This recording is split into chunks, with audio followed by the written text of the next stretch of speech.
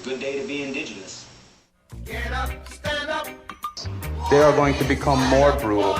Couldn't cut, hitting cut again. Because all the hippies were trying to be Indians anyway. They're going to become more repressive because it's a matter of dollars and their illusionary concepts of power. Hey, Victor. We must live in balance with the earth. And also with recent happenings at Wounded Knee. I am awake. Welcome to Native Roots Radio presents I'm Awake, and I'm your host, Wakanja Hade. Hey, Kadagi to all my friends and relatives in four directions. You are listening to Native Roots Radio presents I'm Awake, and I'm your host, Robert Pilot. Hey, we discuss local, national, Native news and events, and as you know, Chujunk, Native issues are human issues, and human issues are Native issues. Yes, you are right, Dega, and this portion of the show is supported by the Minnesota Indian Women's Sexual Assault Coalition. Well, Wendy and I are grandparents officially. We can kind of talk about it. Our daughter said we can talk about it now. So congratulations. More relatives, Haley. Hoa. And the cutest ones, too, I have to say. Congrats, Jelaine and Micah, on your beautiful twins, a daughter and a son. So exciting. And we're just also so grateful and happy for you. Well, Wendy always said to the girls, the twins, our daughters, that they look like you, but they're cute. And I believe the grandchildren look like them and they're cute. So I think I kind of look a little like them. We've got dark hair and one of them has a cleft chin like I do. Oh, so cute. Yeah. The dark hair, lots of it too. That runs in the family. Yeah, that's really exciting. Right. So that is our exciting news to start out the show with. Unfortunately, something, not so good happened this weekend at a powwow that we should probably touch on. This is a really heartbreaking story. Tom Thunderhawk began his spirit journey yesterday on Sunday due to a shooting he fell victim to on Friday in Pine Ridge, South Dakota, while attending the Oglala Lakota Nation powwow. These gun violence and killings of any sorts should never happen, let alone happen in a place of ceremony and healing. So our deepest condolences to the family, friends of Tom's, and others in attendance that evening. Yeah, I agree. Just want to send out comfort prayers, and we're thinking of you and your family. And, it's a sad thing. Hey, we got Dr. Stately on. Hey, I know that guy. Hey, welcome, Dr. Stately. Welcome to Native Roots Radio. Thank you. How are you? Great. We should introduce you officially. You are the CEO, right, of Native Community Clinic here in Minnesota, Minneapolis, the Twin Cities. You are executive director and president of Native American Community Clinic here, and we always love seeing you. The Lieutenant Governor Flanagan and Rodriguez were wondering where you were Monday, but we couldn't tell them, so we did the show without you. Hoa. Hopefully you told them I was at Sundance. No, I thought you were. I thought it was anonymous, so I didn't really want to say anything. I just said yes. We gave him the day off today. Yeah, anonymous ceremonial life. Yeah. So how are you? How are you doing? I know Haley just brought up some sad news nationally, and we all have our prayers out there for family and relatives. Yeah, that is very sad news. And I don't know. Gosh, that is that's kind of shocking that would happen at a powwow. So yeah, it's tragic, very tragic. Yeah. Prayers for the family and the survivors of his loved ones. Yeah. So the community, of course, it's like the whole community has to be traumatized in that experience, I would imagine. So. Yeah, I saw the live footage, and it was pretty stunning. And us being powwow people, in a lot of sense, I'm not a dancer, but we like to go to powwows and support the dancers in the community. And it's a sad deal. Yeah, I'm not sure. I don't know a whole lot about the incident or the things surrounding it. I learned a little bit about it because I have, I think, some relatives that were there are from that area. So yeah. So Yeah. So, checking in, how are things at the clinic? I know we have a few things to talk about. Saturday for one, Haley, I saw in your great notes. You guys are offering some services Saturday, Haley. Yeah, you guys, NAC, Native American Community Clinic, is going to start offering medical walk-ins on Saturdays. Could you talk a little bit more about that, Dr. Stately? yeah, yeah. So I mean, we've not had our Saturday walk-in clinic for a while now, and a lot of that was based primarily around capacity post-pandemic, right? So at first, we had to get back to full capacity, but yes, really excited and really honored to be able to state that we're going to open them back up Saturdays for walk-ins.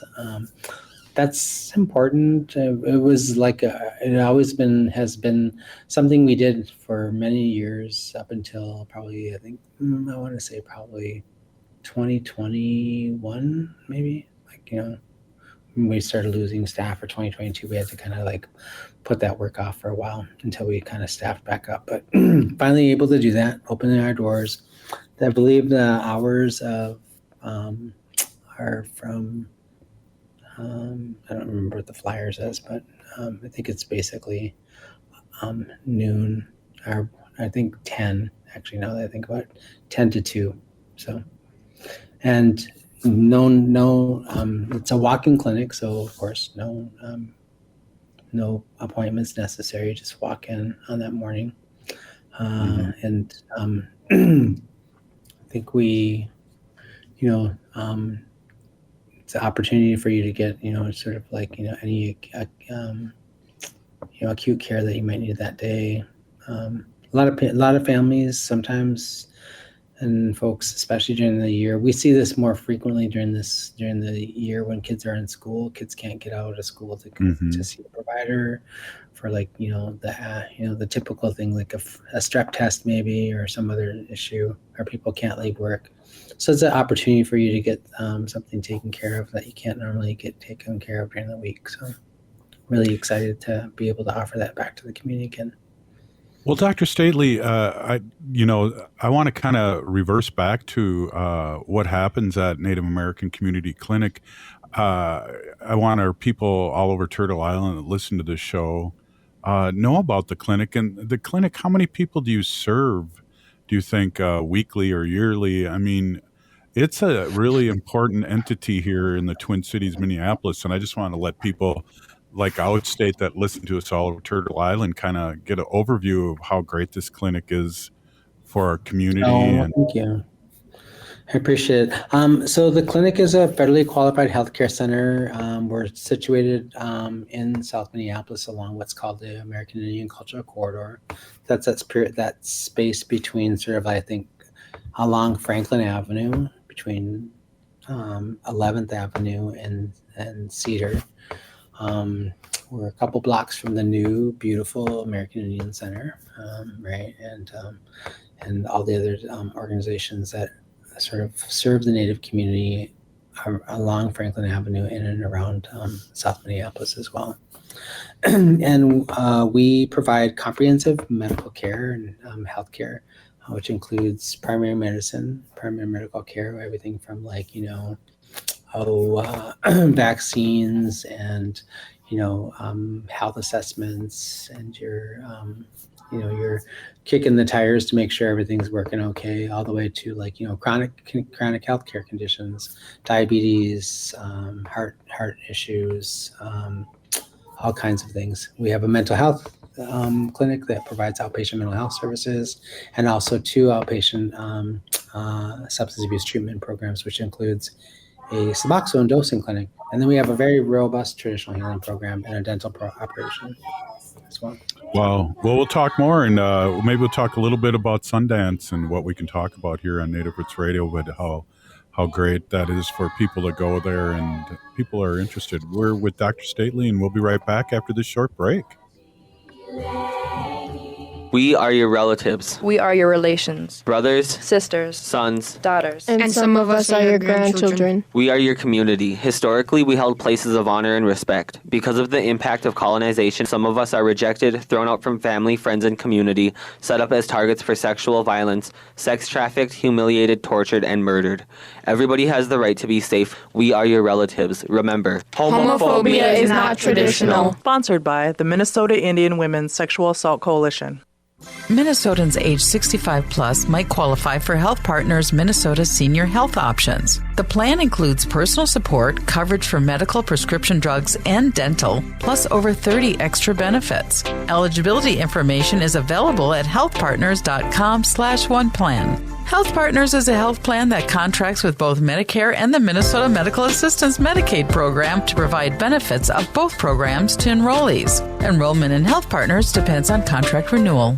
Minnesota has the only original wolf population in the continental United States. And 80% of Minnesotans believe the wolf should be protected. Howling for Wolves is asking Minnesotans to respect our true wildlife manager, the wolf. Their survival is critical to our ecosystems, our communities, and even our economy. As highly intelligent animals with strong social bonds, Minnesota wolves deserve to be protected and admired. Learn more at howlingforwolves.org. Let's live and let howl.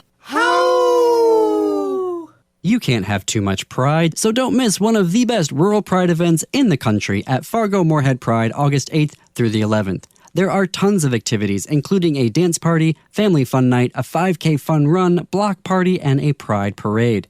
In a little more than 3 hours, you can be in Fargo for 4 days of Pride, including Pride in the Park, a trivia and karaoke event, and a Youth Pride all-ages drag show. Folks visit from all over the three-state area and Canada. Visit fmpride.com.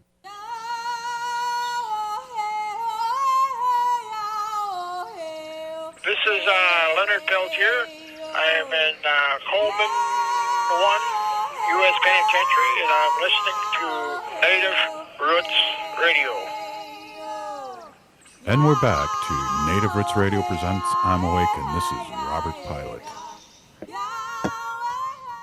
This portion of the show is supported by Native American Community Clinic on Franklin Avenue in Minneapolis, honoring health and tradition. Yes, I do. Hey, and we're here with Dr. Stately, President and Executive Officer of Native American Community Clinic here in the Twin Cities, Minneapolis, and just talking about some things there, some exciting stuff, reopenings almost, a lot of things still slowly coming back to normal from COVID, and some never will. So it's interesting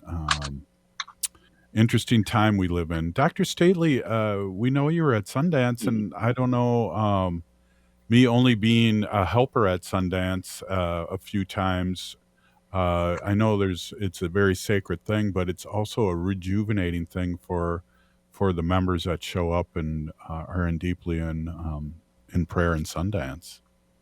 Oh, yeah. This is my first time being at the Sundance. It was in just outside of Rosebud. I was on the Rosebud Reservation, actually, in South Dakota. And I hadn't been there really ever. I think I had been there as a child because I went to boarding school in Chamberlain, South Dakota. And, we would go to those reservation communities when I was a boy for basketball games and such. But it was my first time being at Rosebud as an adult. This is really beautiful. I had forgotten how gorgeous it was there. And the setting was really beautiful, and I went to support my 3 nephews who were Sundancing. My one nephew that was danced for the first time this year. My nephew Ruben, who also, incidentally, by the way, just shout out to my nephew Ruben. He was given a provisional invitation to join the Minneapolis Fire Department. He has to pass some tests and such, but he graduated from EMT school, and he passed the national test for EMT, and then he also is on his way to becoming a Minneapolis firefighter, so I'm pretty proud of him.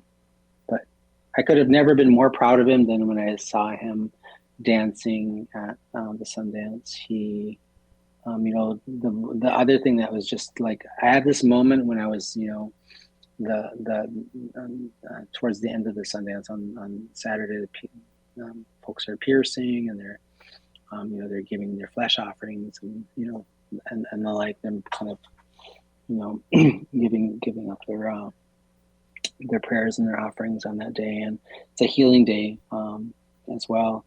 And I had this moment where I was like dancing along, dancing in the arbor and supporting them by dancing alongside them or behind them while they're dancing and piercing and breaking from the tree. And I just, none of my actual relatives were at the moment in time having, doing their piercing or breaking from the tree, but my nephews anyway. And I had this moment where I was just like looking up at the tree, and I was, in a very prayerful moment myself, and just being really grateful that I was able to be in that space and thinking about all of the things that I do in my personal life and my professional life and the work I do for my community, and just all the suffering and the challenges and all of the scale of the work that we have to do in our community, and just laying out prayers for all of my relatives here that live in the Twin Cities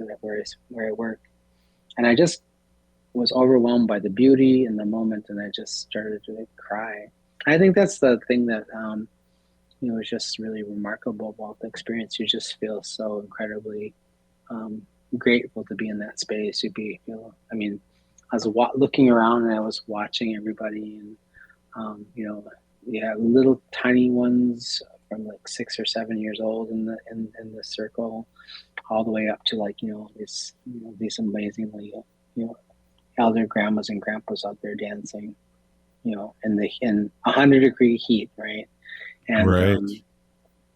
And I was just thinking, oh my God, like this is a good representation and a metaphor for like who we are as Indigenous people. We give of ourselves so that the people can live. We sacrifice our own blood, sweat, and tears so that other people can have health and well-being. We take care of one another in that whole entire space. Like it's a good representation of like exactly what we have to do as Indigenous people, or how we live and how we take care of ourselves and how we embody our values, our Indigenous values of being a good relative and taking care of one another and taking care of that Hochaka, that center. And it was just a really beautiful experience. I loved it. I was like, I can't wait to go back. Yeah. I'll wait till next year. 1 week of being in the heat is a little bit much, but it was just an amazing experience, right? And it was really wonderful to support my nephews who were dancing, my 4 nephews. So, you're with family, and you're eating good food. Were the Henry brothers there? The Henry brothers are there, the Henry boys. Yeah. So proud of those guys. They're so remarkable. They're just yes, and my friend Barry Hand really Barry helped. Hand was there. Yeah, and he really helped lead these kids on as the youngins, and they've really taken off as singers, dancers, and in the community. I'm just so proud to know them.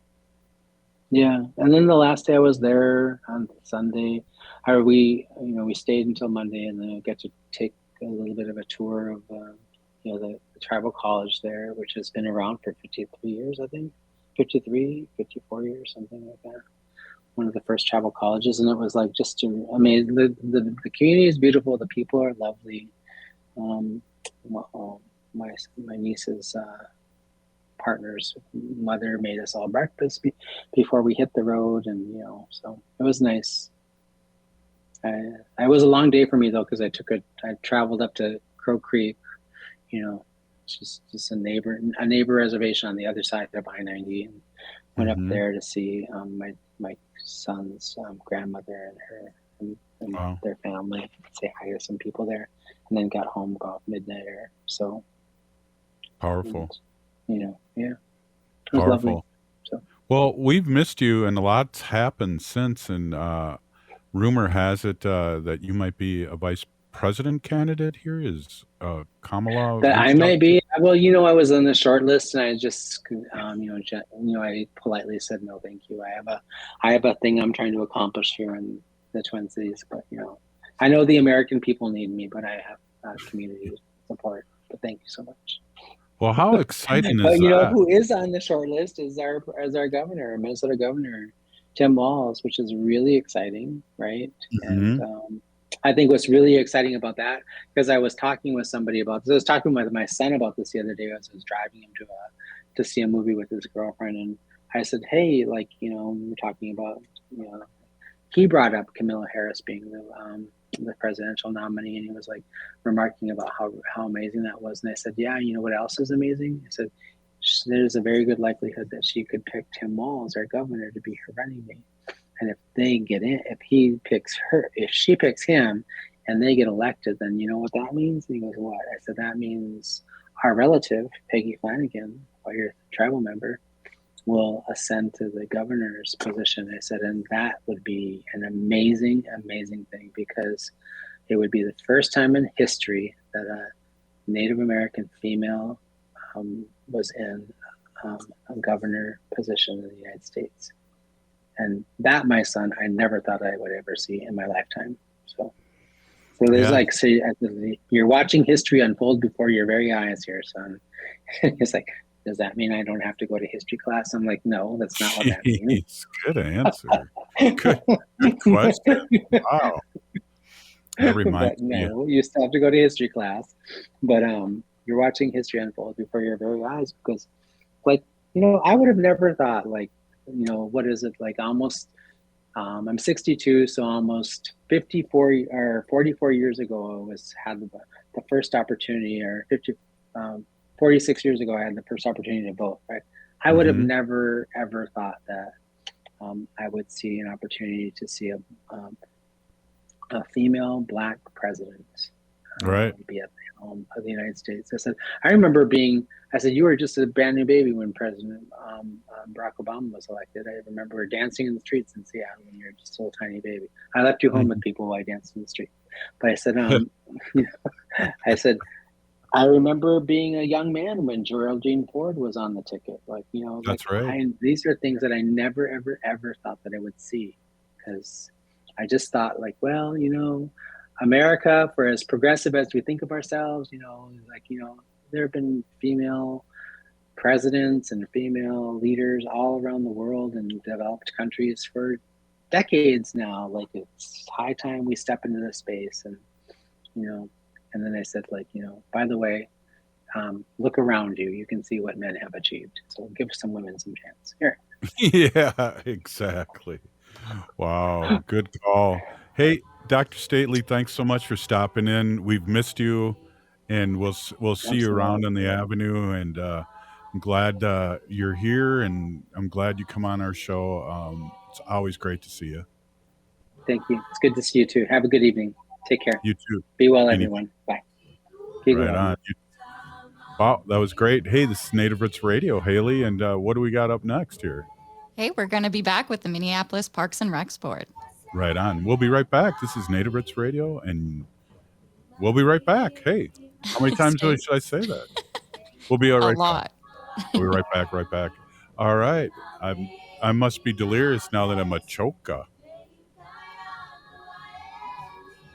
Bonjour, hello. My name is Wabin. I am an enrolled member of the White Earth Nation, descendant of the Navajo Nation, and co-chair of the Indigenous Employee Resource Group with the Minnesota Department of Transportation. MnDOT is hiring for a variety of positions from road maintenance to accounting and more. We offer great benefits. For more information or to set up a one-on-one resume and application assistance, visit mn.gov/careers, or you can text or call 612-257-2388. 612-257-2388.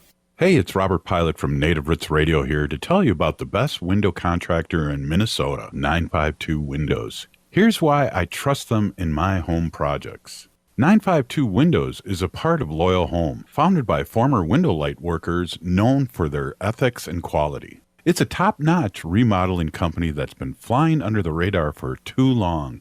They've even sold to competitors' employees who want top-tier quality for their homes. For the best in windows and doors, have 952 Windows take care of your next project. They offer the longest warranties and were rated Energy Star's most efficient in windows and doors. Believe me, I've known the owner for decades, so I can vouch for their excellence. They're not just about windows either. They're your go-to for roofing, siding, kitchens, bathrooms, and more. Plus, they've got you covered on onyx bath and rosebud cabinets. Trust me, you won't regret giving them a call at 952-WINDOWS or 952windows.com. Hi, Matt McNeil here. I've had people ask if my son Charlie took our RAV4 from Rudy Luther Toyota on a cross-country road trip, and indeed he did. He headed west and saw the national parks of South Dakota, Montana, Utah, California, Arizona, Colorado, and then back home. He drove 5,000 miles. The RAV4 performed great, and he had a fantastic time. Not only was the RAV4 great on long highway stretches, but it easily handled the back roads too. And with the RAV4 Hybrid, the fuel efficiency was incredible, saving him a ton.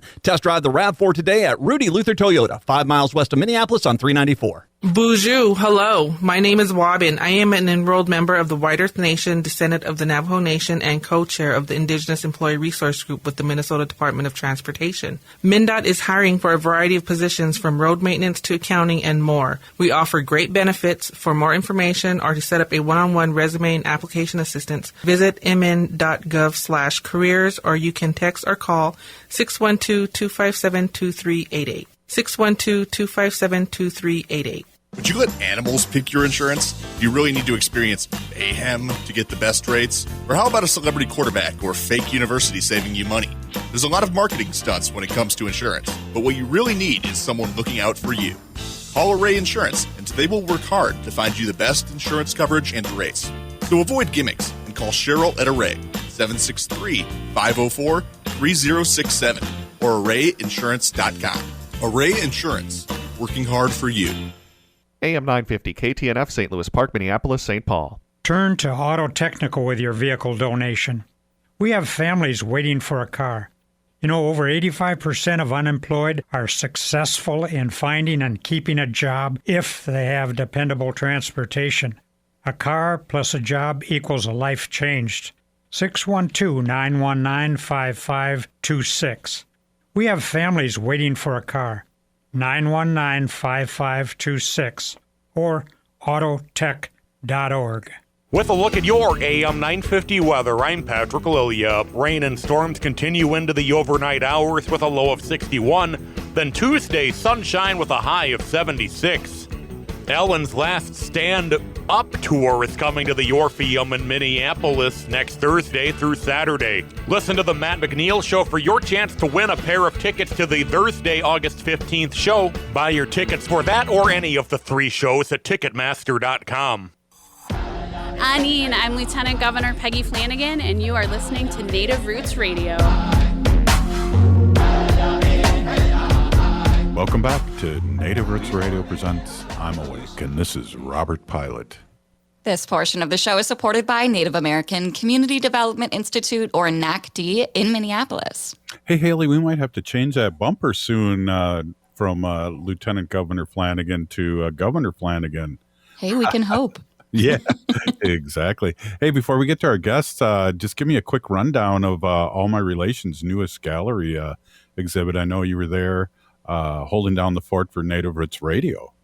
I was there. I was, very fortunate enough to get a media invite on Friday before the opening on Saturday. And wow, I just got to say, Jay White, you are a very, very talented artist. It was so great to meet you and talk about your newest exhibit, Arikara Proper, at All My Relations Arts Gallery in Minneapolis. I suggest that everyone go out and see that at 1414 East Franklin Avenue in Minneapolis. Thank you, Haley. I will be going there probably Thursday. Hey, we have our friends back from the Minneapolis Parks and Rec Board members, and Carrie, Emma, and Carrie. It's the Carrie, Emma, and Carrie show. Welcome back. Good to see you guys. Thanks for having us again. We're really excited to be here. Yeah, right. Bonjour.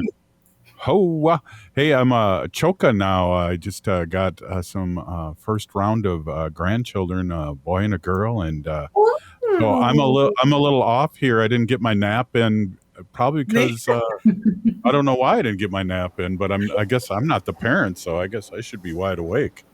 Yeah. Congratulations. Yeah. Peeny thanks so much. Hey, Carrie Day, give us an update. How are you doing, and how are things, and what is happening? oh God, there is so much going on. It just makes me crazy.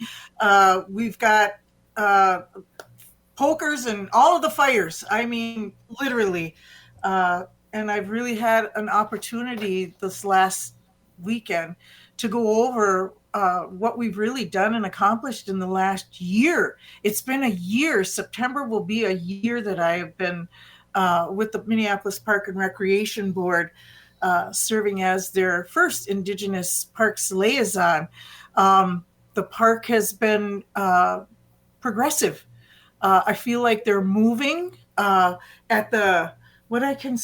moving at the speed of trust.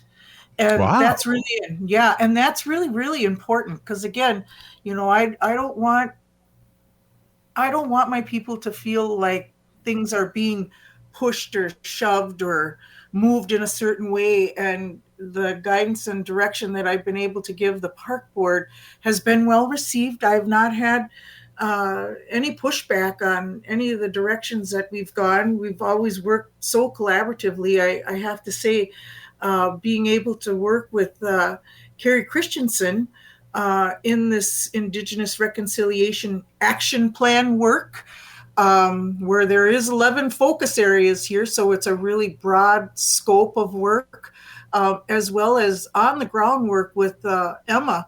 We did a fantastic, so much fun event at East Phillips and Cedar Field around our master planning. And I haven't seen that many people together having fun, not worrying about crime, and just literally kids everywhere. We hosted a bingo. It was phenomenal. It was just great. And now I get to take the time and work with these two, and hopefully with our get some input from our Indigenous Parks Council that we seeded this quarter as well, on what they want to highlight and present. Like I said, there's been action in all focus areas. I mean, so we're firing on all cylinders right now, and there's so much to share in each area. But what I can say is the tone, the welcome, and the acceptance of who we are as Indigenous people, recognizing and acknowledging our history. We also did the Why Treaties Matter at our headquarters. Really well received. People from the community were coming in, and just awesome stuff. A lot of stuff. Well, Emma, part of the deal is I think, Carrie is educating people, because a lot of us were not brought up in public schools or any schools about the history. And so it's exciting to see this kind of thing happening with the Parks and Recs Board.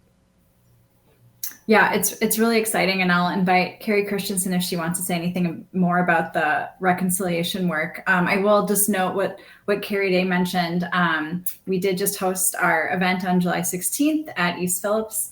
We had one event at Cedar Field, and then we went over to East Phillips Park. And this month, we're now going to be working in partnership with NACD to host some conversation circles around the parks.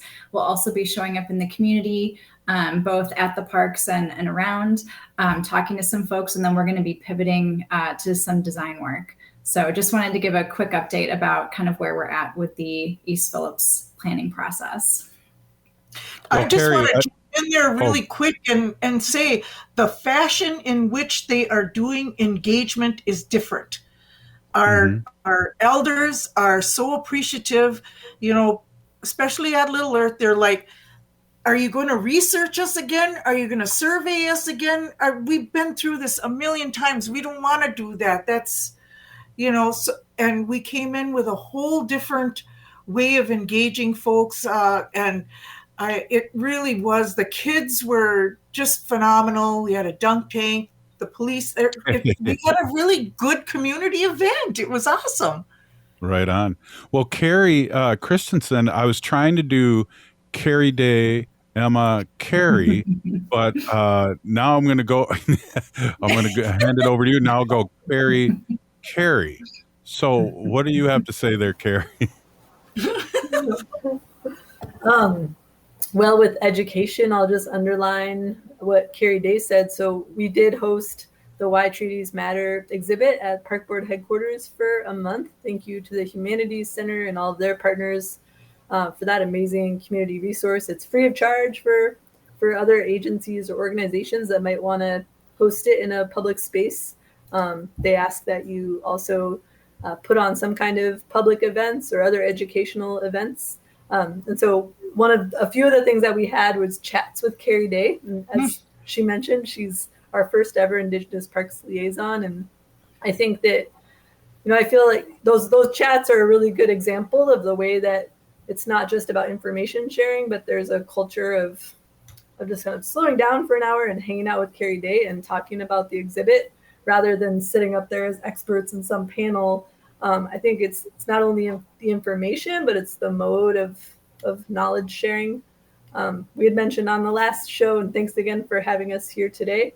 We're working on a training with our commissioners. As you may have heard, the Park Board has been working through a strike situation, and we're so glad to say that's been resolved and agreement has been met with our colleagues in the labor union. And we're really glad that everyone is back at work, and we've found a path forward for that. It did mean some delays for some of our work, though. So we had a training planned with our commissioners that we postponed, plan to reignite that, hopefully, and hold it in September. And we're actually hosting a circle with Dakota leaders and elders and knowledge keepers with our elected officials. So there's 9 Park Board elected officials, and they'll sit in circle together for several hours and have conversation around past, present, and future of Indigenous Minneapolis and the park system and connections to this land. So different ways, again, like modes and content, I think, that are really coming through in all sorts of varieties of ways this year and moving forward as well. Well, I'm totally excited, and I can see you guys are excited that, I just got to tell you, I just picked out my new MMIW license plate, and it says LANDBK, which means parks back. No, I mean land back. And so we're excited to hear all the great things that you're doing, Emma. And just the education, you guys, I'm just saying that this is like a huge thing. People learning about Dakota, Lakota that have been here for 10,000 years and the other tribes. This is the Dakota land, and we all recognize that. And it's just great to have that conversation. Yeah. Thanks, Robert. Actually, you reminded me of one thing that I'll just note from our engagement around the park, something that's been coming up loud and clear, both with Native folks, but also with non-Native folks, is this idea of indigenizing the parks at Cedar Field and East Phillips Park. So that can look a lot of different ways. That might be we've heard ideas for signage, for games, for artwork, for the types of amenities that we offer. But we're really excited about, as we pivot to design, thinking about how we can indigenize and center Native voices in these park designs at East Phillips. That's awesome, and really grateful. And we just had over here in St. Paul, we just had where the Ford plant used to be, and there's housing there, and there's 4 parks there. It's amazing, and 2 of them are Dakota named parks, and it's just cool. I mean, we were talking earlier with Dr. Stately, and I just, as a 63-year-old, I would have never thought any of this would ever happen. So I'm kind of like, wow, the future's looking bright there, Carrie Day. It's exciting work, and to do it in our own way. Nobody's pushing us. Nobody's putting surveys down our throat or trying to research or pull our hair or do any of that stuff. I mean, Emma talked about some of the enhancements that are, possible. I've heard a lot about the environment. Can we have sweetgrass? Can we have patches? Can we have medicine gardens? Is there room, for more cedar trees? Is there room for more trees? I mean, and again, I feel like we've really had a lot of good input from the elders, And then having these two big events just solidified everything that they said. So I think that our community is ready for this. We're excited. And we've really made a lot of, well, I've introduced my two newest relatives, Carrie Christensen and Emma, to the community. So now we've got a couple new aunties in the neighborhood. Right on. Get those ribbon skirts going. Oh, right on. Hey, we are really excited and can feel the energy. We're hanging out with the Minneapolis Park and Rec Board members, Carrie Day, Emma, and Carrie. We'll be right back after this short break.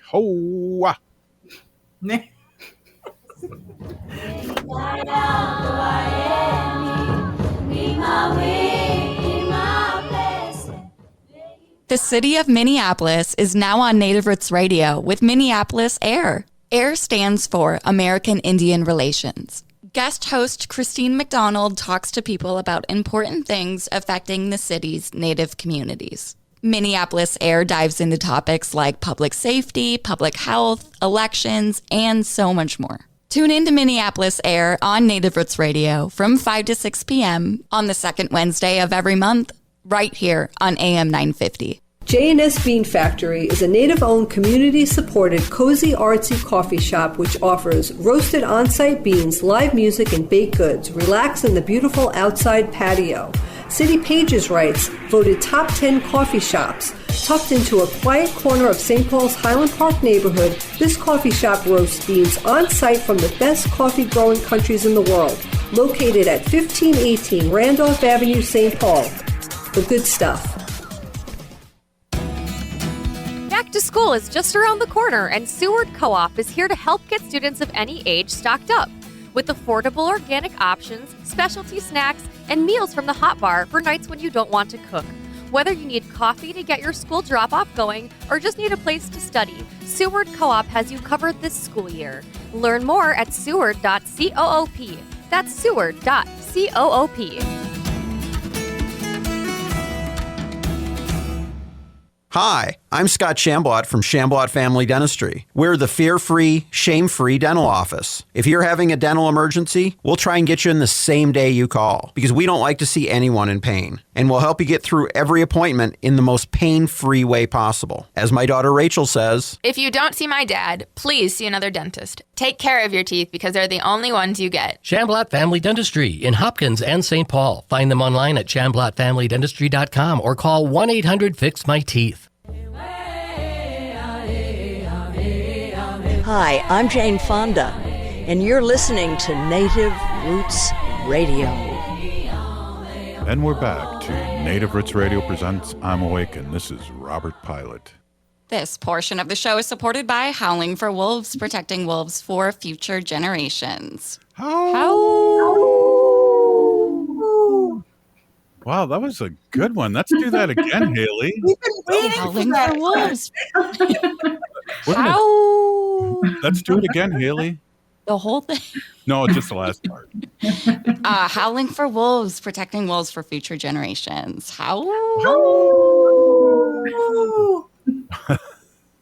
Well, hey, that was awesome. We'll have to use that as a bumper. Hey, we are here with the Minneapolis Park and Recs Board members, Carrie and Emma and Carrie. Carrie Christensen, this is just exciting. I don't know. I'm at a point right now just to say, spitball whatever you want. This is like your platform right now, and we're just really totally excited about this partnership. And we can tell by our Carrie Day how well things are going. Well, thank you again.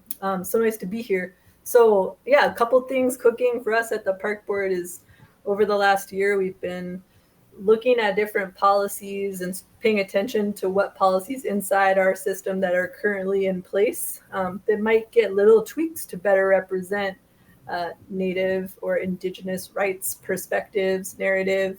And so there's a few that have bubbled up to the top that are actually due for updates, and we're now bringing those to Carrie Day mentioned that we have a newly formed Native Parks Council and advising us on all things park board.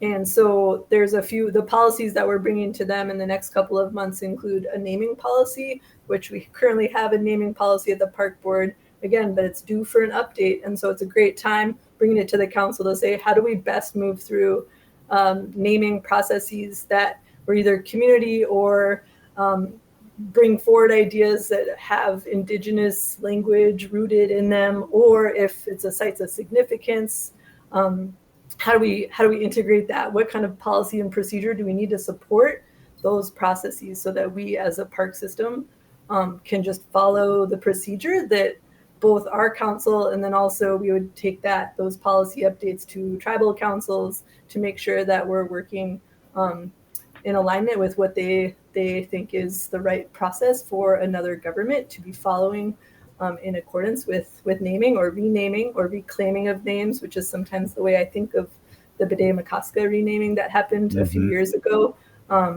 which was community driven and did move all the way through park board process, and then even had to move through DNR, Department of Natural Resource processes at the state level because it's a body of water. So That's one example. We've also got a tobacco policy that's being updated where we might be able to make recommendations around ceremonial uses of tobacco in parks. So just to name a few, there's also just the idea of a consultation policy, which is something that's really important for state and federal governments, certainly to have as they work on government to government relations. But for municipalities or city scale governments, it's not quite as common. So it's something we're looking into at the park board. Very interested in collaborating with other municipal or local government agencies that have created policies like that. Again, so that we have really clear direction on what tribal governments think we need to be doing in terms of consultation with decisions. So just a few little examples of how the actions are kind of moving also inward in policy. And there's some real power in shifting those policies, even in small ways, in addition to creating new policies to support this work on an ongoing basis. Well, I can see the joy out of all three of you. Emma, what else would you like to spitball to our people here? Because you remember, these segments go really fast. Yeah, I was just going to note what Carrie mentioned about a lot of the policy work that's happening. Something that's been exciting about the timing for the park planning work in East Phillips with Carrie Day is that, we're really in charge of helping to kind of think about the design and the improvements of the parks, but we are hearing a lot of interest in changing some of our policies, like tobacco for ceremonial purposes, changing names. And so something that's exciting is that we're not, like, that feedback sometimes needs to sit on the side until we're ready to do something with that. And we're actually kind of passing that input over to the Carries so that it can inform some of that high level policy work right now. So we're working at a lot of different levels, which is really exciting. And that synergy isn't always there with all of our projects. So yeah, it's just very exciting. Carrie Day, I don't know if you want to mention anything else. Carrie Day is kind of working between two worlds with the reconciliation of the Indigenous Action Plan work and then the on the ground East Phillips work. She gets to kind of see it all. Well, I want to ask Carrie too. Did you ever think that you would see a day like this? We talked earlier about the vice president running for president. I'm 63, and I never thought I'd see this in my lifetime. And the work that you're doing with Minneapolis Parks Rec, I would have never thought it. Yeah, there was a day when all I could do was look at the wrought iron fences because Dad said, nope, that don't belong to us over there. We can't go over there. That's why they put those fences up like that. Today, we can walk right down to the river and have access through across park areas, let's say that. Those traditional Dakota Territory areas are so important to our history, to our culture, to who we are, not just Dakota, but even our urban and our Anishinaabe relatives as well, to have that access. And it's exciting. I am so pleased with how this is going, the input that we've been receiving from the community. You snuck that word in there, land back. Wow. Not such a bad word. I mean, it's not a bad word, and we're not going to run away from it. I mean, we've had some discussions with community members who bring it up, and we just have to be realistic about it. And, talk in a good way, be a good relative. Let's see what we can do. These are discussions, as you said, that, we should be having. We're ready to have discussions. And so I think that the work is moving along well. There'll be bumps. I'm not sure where, but they'll be there, and we'll be ready for them because, again, I think that the community was ready for the park board to get back out into listening to us and hearing what we think and feel. The upcoming policy changes are just significant. Everything has a place, and as we as Indigenous people were moving across this territory, the way things looked and the things that would help our relatives who were coming behind us recognize this place. I mean, I talked about Sibley Field, I think, Sibley Park last time, in the bowl-shaped indentation in the fields, and how, we recognize what that looks like, and that we don't name things for people. Same thing with that tobacco policy. Again, we would never think that we couldn't offer our tobacco. And so that's really significant. Even little kids do that. I mean, they're teaching them in other places, and the park is so open, they should feel okay and not have to look over their shoulder to say, oh, is that okay if I do that now? So again, I think there's some really good direction on this. The consultation policy is really going to help quite a bit, because I want to make sure that we are offering the opportunity to have these conversations, that we really listen, acknowledge, and take action. And I think that we're set up in our process and our plan, if you would, our action plan, I think covers a good part of that. And we did a lot of that in partnership with many tribal members. So I'm pleased with how this is going. I can't wait for Owamni Festival. Yeah. That's going to be fun too. It'll be different. They asked me to help, so look out. It's going to be different. Well, just so long you get me a free T-shirt, Carrie, I'll be. Oh, yeah. Oh, wow. Sounds good. Hey, we got 30 seconds left. A big peeny geegy to you guys for coming on. We got to do it again. We got to probably do a whole show, because of the energy that you guys bring to this, and the good words and the good medicine. Big peeny geegy, thank you so much for being on again. Hey, it's our honor. Thank you for having us. Right on. Hey, if you're listening to the show, you're part of the resistance. We're still here. We are the 7th generation. And free Leonard Peltier now.